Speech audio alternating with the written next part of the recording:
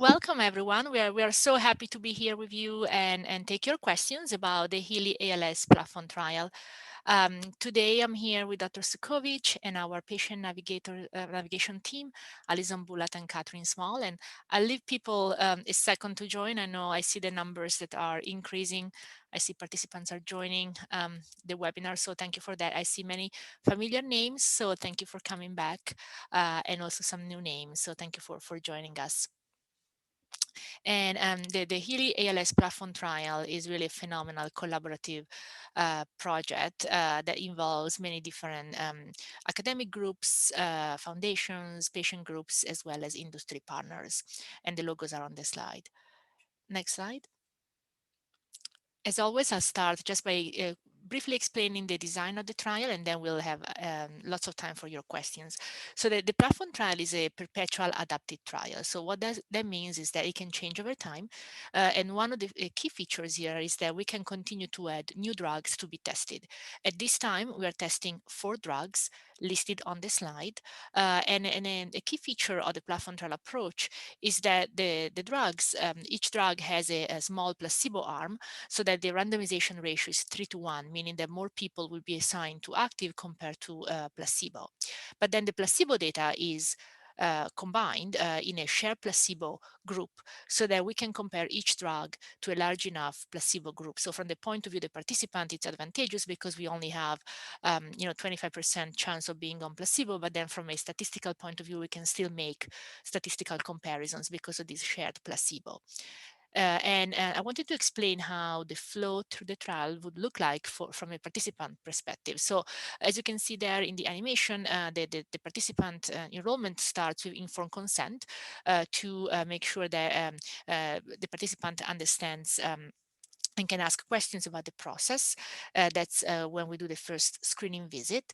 If you can click one more time, the next step, after somebody is deemed eligible to be in the trial, that person will be assigned to any of the available regimens. At this point, we have 4 regimens, so that means 25% chance of being assigned to A, B, C, or D. And each group includes 160 participants. So 160 participants total will be assigned to A, 162B, etc. And then if you can click one more time, within that regimen, there will be a randomization to active or placebo. So if every regimen is 160 people, because the randomization ratio is 3 to 1, then we will have 120 on active and 40 on placebo. If you can click one more time, you'll see that this process can take up to 6 weeks. Now, I should say that it can take much less time. It can take just a few days or a couple of weeks, but we have a little bit of extra time built in case that's needed. So it can be up to 6 weeks. Then after that, if you can click one more time, you see that the placebo-controlled trial will start. That's 24 weeks or about 6 months. And then at the end of somebody's participation in the placebo-controlled trial, people who complete that part will be eligible to enter an open label extension that's open for several months. So if you can click one more time, you'll see that essentially participants who have gone through this process will then enter the open label extension if they wish to do so. So the idea here is to have options for access to active drug at the end of the participation. I should also mention that if somebody does not want to go on open label, they can restart this entire process all over again from the beginning, although they still need to be eligible for the trial. So sort of restart from the beginning of the graph. Now, if you can go to the next slide, I'm happy to share the number of people that have been enrolled in the trial as of today. So we have 531 individuals with ALS signed informed consent. Over 400 were assigned to a regimen, and 358 were randomized within a regimen to active or placebo. Of those, 94 have already completed the placebo-controlled trial and have already entered the open label extension. So I think these are, that's great to be able to have so many people in the trial. And so thank you so much for all your partnership and participation and for making this trial possible. Now, people have asked us, what's the distribution within each regimen? Now, we started regimens A, B, and C at the same time. That was in July 2020. And for that reason, the numbers are fairly similar. The only reason regimen A has just a few less participants is because there is a 2-week wait to get a vaccination for that particular regimen. But it's roughly the same number for A, B, and C. And then regimen D started 6 months later. It started in January of 2021, and that's the only reason why they have fewer participants compared to A, B, and C. But moving forward, from the point of view of a participant, when somebody new enrolls at this time, again, that there's equal chances of being assigned to A, B, C, or D. Next slide. At this time, we have 52 sites that are actively enrolling, and that's the link to contact the sites. Next slide. And I just want to mention that we do have a lot of new online resources. These were put together based on your questions, many questions that we have been receiving during these weekly webinars. And I would like to ask Alison or Catherine to briefly explain these new online resources, because they put them together based on your feedback. Sure, thank you. Yeah, Alice and I, as the patient navigation team, we're excited to share this news. These have been under construction for a while based on the feedback we've gotten from the community. So this first one that I want to just walk through here is the online eligibility checking tool. You can find it on our website by following that link. And essentially, this is meant to help with those initial stages in expressing interest in the trial. One of the first things that is helpful is just getting to know some of the key eligibility criteria to see whether you or a loved one might qualify. And so to help with that, we created a brief anonymous online questionnaire, just a handful of yes or no questions. And then upon hitting that submit button, there will be a response that's generated to guide you through the next steps. So if it looks like you might be eligible, where do you go from there? Who do you contact? Or if it looks like you might not be eligible, what are some alternative pathways and helpful resources? We can move to the next slide. And this next new resource is an online digital drug brochure that you can download from our website on the Study Drugs page.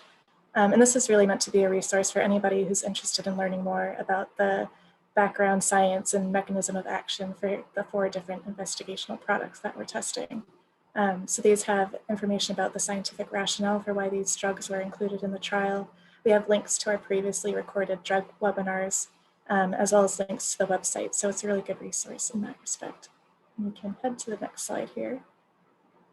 And so kind of similar to our frequently asked questions webpage is this new what to expect in the trial process webpage. And the reason there's an entire webpage dedicated to this is because there really is a lot of information when you're just getting started with that process. And to help provide all the information that you might like to know upfront, Allison helped craft a series of drop-down menus. So at every stage of the trial, you can get a glimpse into what to expect. There's some helpful links in there as well. And if there's anything, any questions about any of those resources, you can always reach out to Allison and I via email. Great, thank you so much. And we can go to the next slide. Just wanted to thank you again for being on these weekly webinars. This is the link for schedule registration and also previous recordings. The slides are also available, so please share that with everyone you know, and post it on social media if you would like to invite others to attend. We do have other webinar series that have already happened and are recorded and are available at the links here, such as webinar series about the science behind every drug. Then if you can go to the next page, this is a link to the NILS webinar series about the FDA process, the drug development process, different considerations from different perspectives. And then the next slide, we have the recording, a link to the recording of the webinar we gave on Monday about the AMX35 trial, and also Dr. Cudkowicz will present another webinar on June 7th about the clinical trial pipeline. Next slide. And this is the most important slide. If you ever have any additional questions or would like to connect, please don't hesitate to reach out to Catherine and Alison so that they can take additional time to talk about the trial and answer any additional questions that you might have. I do see that we have a lot of questions already, so we can start with those and take those live. So the first one is really a great one, something that's very important to us. The question is, can you foresee if we will be able to use the HEALEY share placebo data for natural history studies and eliminate placebos in future trials? How many do we need in a share placebo to be statistically significant for natural history? Yeah, that is a great question, and I'd say that we don't know yet. The hope will be that if we can show that the placebo cohort that we have is stable over time, then you can keep using it over time. So right now, for example, the people that are in A through C and who are assigned to placebo for the 6 months, we're going to use that data for D, E, and future regimens. But if we do see that that starts to shift over time, then we might not be able to do that and be able to get a real clear answer about the new drugs. We can also, let's say it is stable over time, change that ratio from 3 to 1 to 4 to 1 to 5 to 1. At some point, we might be able to get rid of the placebo completely, but I think for that to happen, a couple of things have to happen. We need, as a field, to get some what we call validated surrogate markers of treatment response. For example, just like in cancer, they used to have placebos, and then when they got a good marker that if you change that marker, your drug works clinically. For example, let's say that's like the size of the tumor, or maybe for cholesterol, it's your cholesterol level. If we can get that type of marker, whether that's fluid marker or electrophysiology or imaging, then you can actually get rid of placebos. So part of the platform trial, besides trying to see if the drugs work, is also to develop those surrogate markers. So I think that's everybody's goal, I think, but it's just too early to know if it's going to be possible, right? Yeah. But that's definitely a goal. Yeah, thank you. Another question, are the results of any regimen expected for this year? I think not probably for this year, but for early 2022 for sure. So we can look at the data after the last person is in who's enrolled in that regimen finishes 6 months. So we're anticipating, and this really depends on the enrollment rate, that enrollment for the first 3 regimens to be finished around September. It could be sooner. I mean, enrollment rate has started to pick up again. It's always been good, but I think the second wave of COVID and kind of slowed things down, but it's picked up again, and so it will be about a little bit more than 6 months after the last person finishes. Yeah, a good question about the open label. I think it's good to take our time to really explain it, because we've been getting a few of these questions.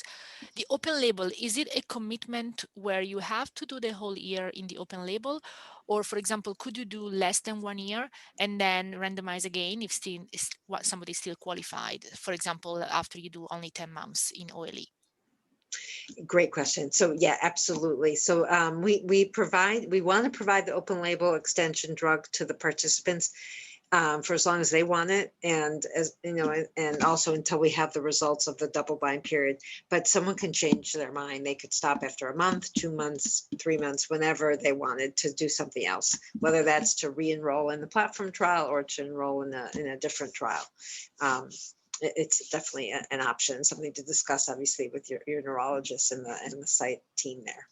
Yeah, I want to ask another sort of related question about the open label extension. Again, we've been getting a few open label extension questions. The question is, I know you have answered this in a past webinar, but somebody else spoke on a webinar this week and said that trial participants should be told if they are on placebo as soon as the trial is over, so that they can decide if they want to continue with open label extension or re-randomize. So the question is, can you explain again why trial participants are not told immediately that they are if they are on placebo or not? Yeah, so this is not unique to ALS trials. It's every trial that's done that people aren't told what they're on until the last person finishes. And because if you do start doing that, you can introduce what we call bias into the trial, which makes interpreting the results difficult. Let's say I'll just get to make up an example. Let's say we did tell everybody at the end, and some people did really well and they were on drugs, so they might start telling everybody, oh, this drug really works. And maybe it didn't work. It's just that they have a particularly slow form. Or it might be the flip, if maybe somebody was on drug and felt like they didn't do really well, but actually they probably did have an effect, it just wasn't as good as they wanted, and they tell everybody it doesn't work, then people might drop out. So it really can have a big impact on the interpretability of your trial. And that's the last thing we want, because everybody's putting so much effort, the participants and the sites and the people who support the trial. You want to be able to get a clear answer at the end. So I'll say that so it is standard for in all trials that you have to wait until the last person finishes and you do your analysis. We also, the FDA also did ask us if we could keep that blind through the open label, so that we could also learn from the open label, a lot like we did in the AMX 035 study, where we were able to learn from the double blind, but we also learned a lot in the open label extension. So people that were in that provided a lot of really important information to help, help move that drug forward for everybody.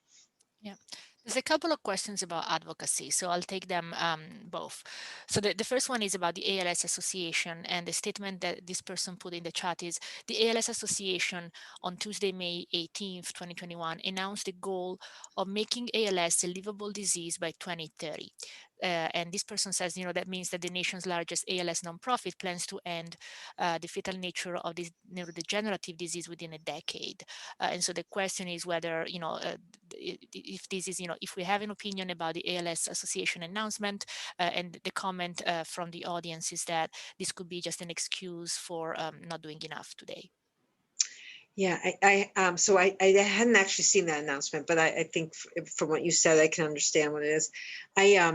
I think we all want to make this a livable and a curable illness. I think it's very hard to put timelines on these things, because no one can predict where the science is going to go and the speed of the science, and it's accelerating. The amount of discoveries coming out in ALS are exploding, and we don't know whether that cure, that big breakthrough is going to be tomorrow, or 2 years from now, 5 years from now, 10 years. I hope it's not 10 years, but you can't predict this. All you can do is support more and more research and more really brilliant people to enter the field, and foster collaboration, so you can speed everything up.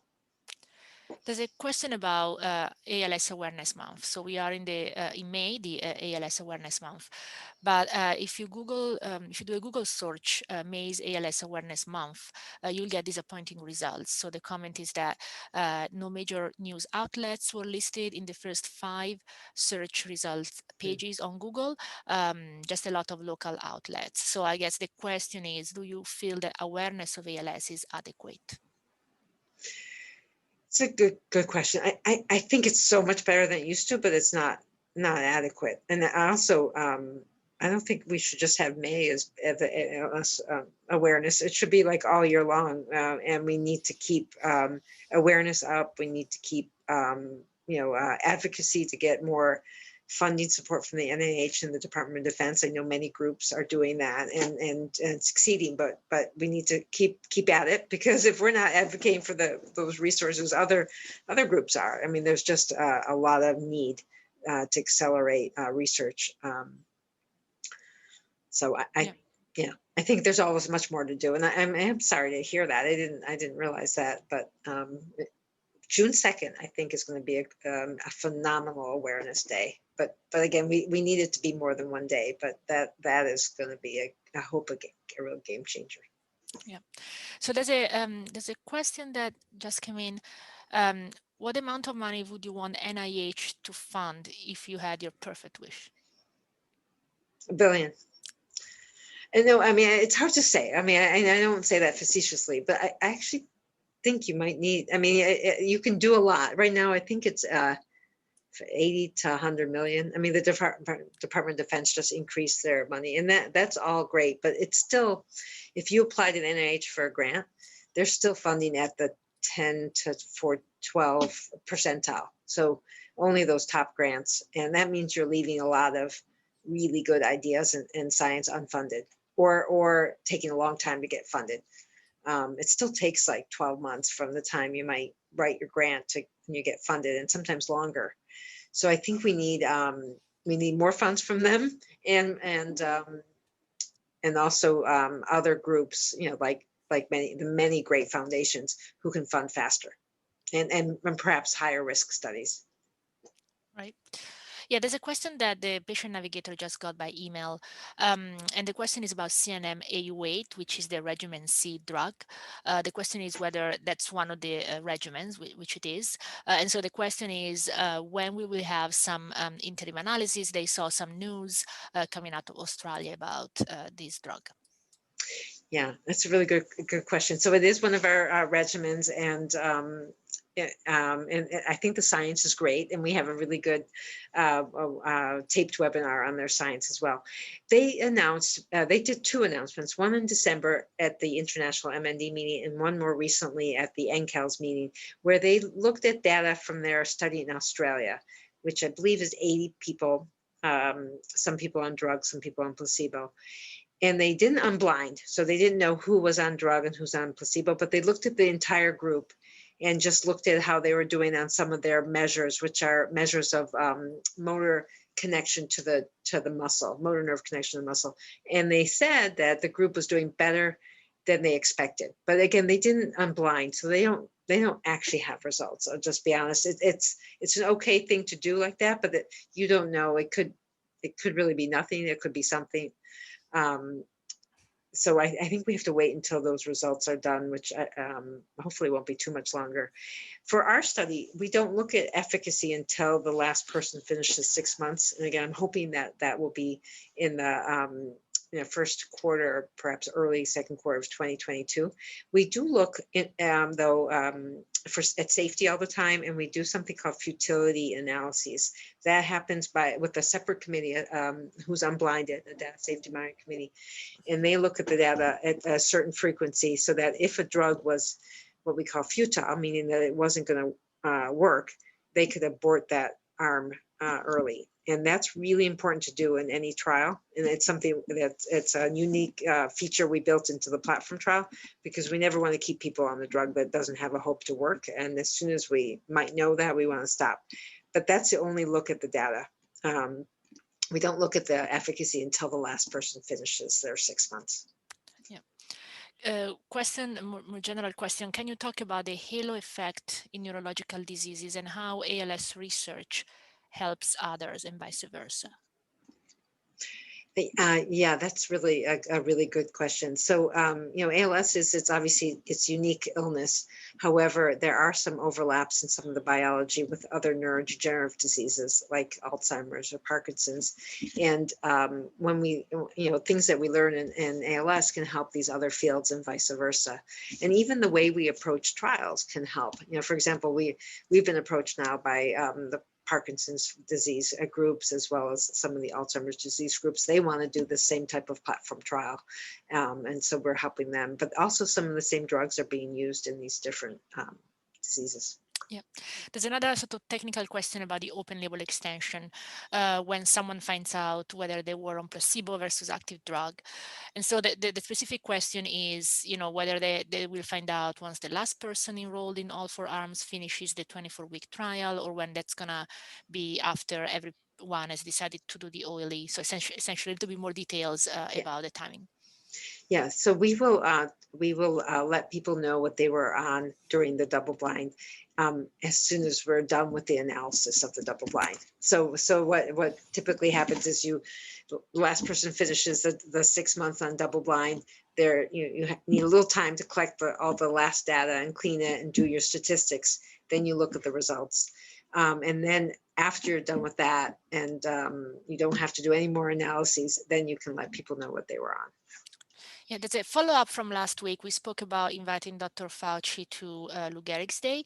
And so somebody actually did invite him and is sending us the response that they got from Dr. Fauci's office from the letter was signed by the section chief at the NIH of that specific institute, and said, thank you for your recent email directed to Dr. Fauci, director of the Institute of Allergies and Infectious Diseases. As you may imagine, Dr. Fauci has a great deal of professional responsibility. And for this reason, he asked me to respond, and he will not be able to participate in Lou Gehrig's day. So I just wanted to follow up on that. That's disappointing, but it made me think that maybe the person we want to invite is the head of the neurology branch of the NIH, Walter Koroshetz. And I think he would come if he was available. And he was my my residency director. He used to be at Mass General before he went to the NIH. So I'll ask him, but that I'm just thinking that he has actually more say over the budget of the neurology branch that funds ALS. Yeah. It's worth asking. We have a couple more questions. So are you considering a trial with a company working on genome editing, and how do you feel about this technology?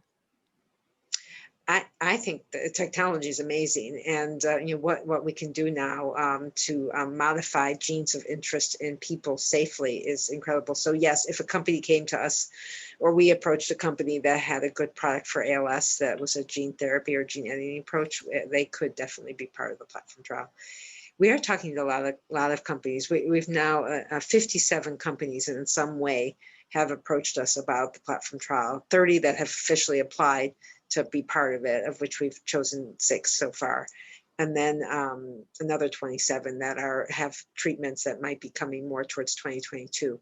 So there's a lot of interest in this approach as a way to, again, get answers faster. There's a sort of a separate question about COVID. Have you heard of any patients, ALS patients, who had adverse reactions to the COVID vaccine? And the follow-up question is whether do you recommend people getting the vaccine in a limb that's not affected by ALS or in the gluteus maximus, for example?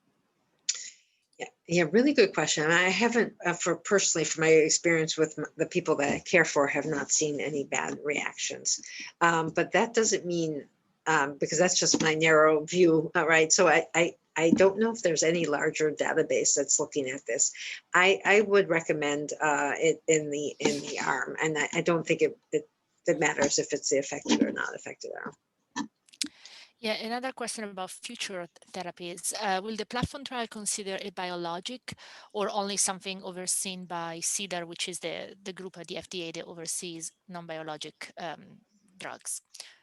Yeah, super good question. I think, yes, I think we are open to any good drug, whether it's biologic or a small molecule that makes sense. But the point is really good in that all our discussions have been with CDER, so that if a drug like that came up, we would have to have the same type of discussions with CBER, the other branch, so that they understand the platform trial and give us the agreement on the statistical plan.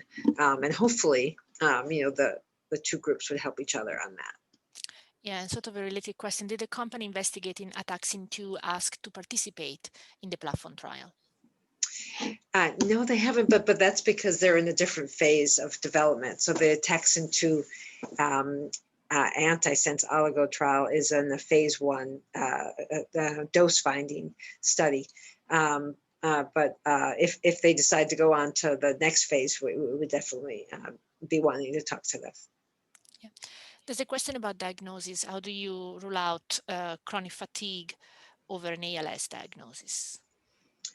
Yeah, I think they would be, for a neurologist, I think it would not be difficult to tell the difference between them, because in chronic fatigue, someone wouldn't have the muscle atrophy or the fasciculations that we see, or the EMG findings, and other parts of the exam, and the history would be different. Now, people with ALS can have fatigue as well.